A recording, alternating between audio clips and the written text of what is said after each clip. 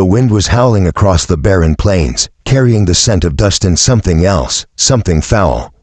It was near dusk when the cowboy, Jeb Carter, rode past the dry creek bed. His daughter, little May, sat in front of him, wrapped in her father's worn-out coat, her small fingers gripping the reins as if she were helping steer the horse. "Papa," she said softly, her voice trembling from the chill.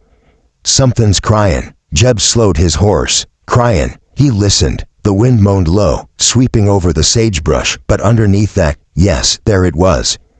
A muffled, desperate sound. He dismounted, boots crunching against the brittle ground. The sound came from a tattered burlap sack lying near a pile of discarded wood. It twitched. Jeb's hand went straight to his revolver. Coyotes, maybe, or worse, men playing cruel games. He stepped closer, crouched down, and cut the rope that bound the sack's mouth. Inside, tangled and bruised, was a woman. Her skin was ghost pale, her lips split and bleeding. She wasn't dead, but she was close. May gasped, covering her mouth. "Papa, they left her here." The woman's eyes fluttered open. She tried to speak, but only a ragged whisper came out. Jeb lifted her gently from the sack, the cold weight of her body sending a chill through him. "She'd been beaten, bad. Who did this to you?" he asked, but her eyes rolled back, and she fell limp in his arms. May reached out, touching the woman's tangled hair. "She's real pretty, Papa. Don't let her die." Jeb swallowed hard. "I ain't letting anyone die tonight." He swung her up onto his horse, May clinging tight beside her, and started toward the cabin. Dash, dash, dash. The storm rolled in before they made it home, turning the sky into a bruise-colored blur. By the time Jeb kicked open the door of the small wooden shack, lightning split the horizon. He laid the woman on his bed and stoked the fire. May fetched water like her papa told her. The woman's pulse was weak, her breath shallow. "Papa," May whispered, "do you think she's gonna wake up?" "I don't know," he said, "but we'll keep her warm."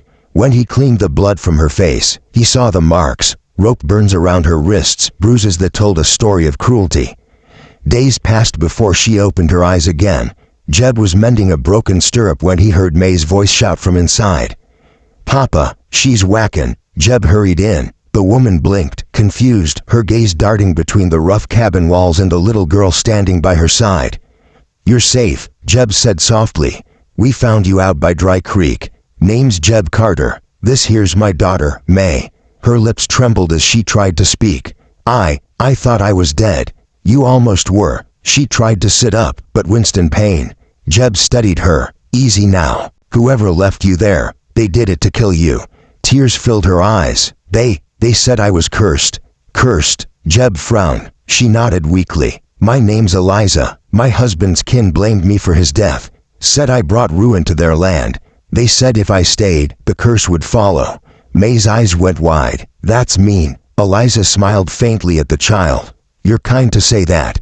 Jeb's jaw tightened. He'd seen cruelty before, but not like this. "You ain't cursed, miss. You're just unlucky to have crossed paths with devils." Dash, dash, dash. Weeks passed, and color returned to Eliza's face. She began helping around the cabin, mending, cooking, tending the small garden. May followed her everywhere, asking questions, braiding her hair, laughing in a way Jeb hadn't heard in years. It had been hard on the little girl since her mama died. The nights had been quiet, too quiet. But now, laughter returned to the old cabin. Still, Jeb kept wondering who would go to such lengths to bury a woman alive. One night, while the wind rattled the shutters, a horse approached from the darkness. Jeb grabbed his rifle and stepped outside. 3 riders sat waiting near the fence. "Even in, Carter," said the man in the middle. He wore a sheriff's badge that glinted under the lantern light. "What brings you this far?"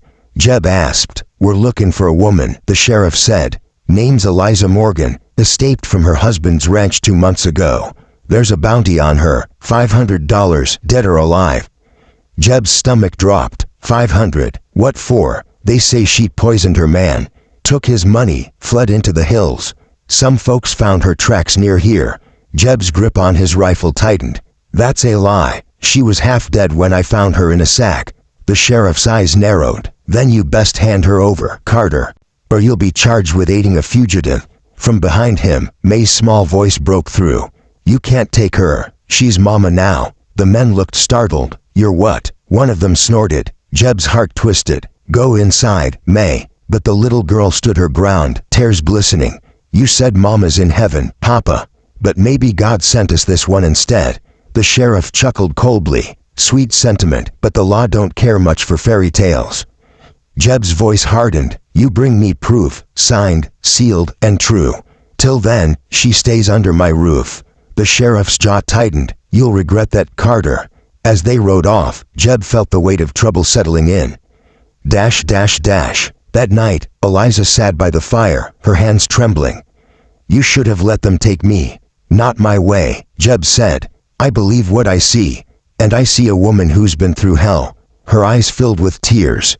"My husband was cruel. He'd drink, rage, beat me near senseless. The night he died, he came at me with a knife. I pushed him back, and he fell, hit his head on the stove. I ran before they could hang me." Jeb nodded slowly. "So it was an accident." "Yes," she whispered, "but they'd never believe it." They never did. May came and sat beside her, hugging her arm.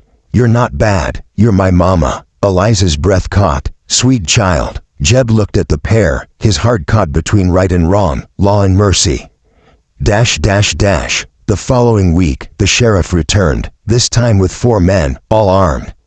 Jeb saw them coming from the ridge and loaded his rifle.